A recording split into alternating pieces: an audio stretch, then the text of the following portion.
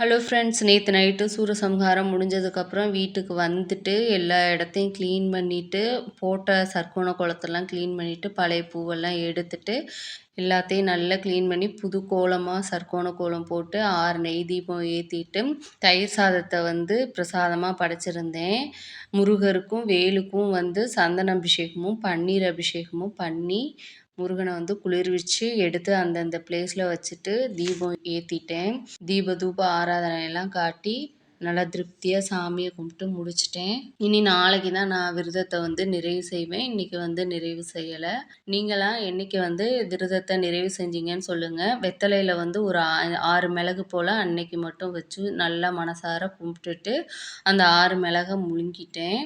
சுக்கும் வச்சு கும்பிட்டுருந்தேன். அப்புறம் கந்த சஷ்டி கவசம் டிவியில் போட்டு விட்ருந்தேன். நாளைக்கு ஒரு வீடியோவில் பார்க்கலாம். தேங்க்யூ ஃபார் வாட்சிங். நம்ம வீடியோஸ் பிடிச்சிருந்துச்சுன்னா லைக் அண்ட் ஷேர் பண்ணி சப்ஸ்கிரைப் பண்ணிக்கோங்க. பாய்.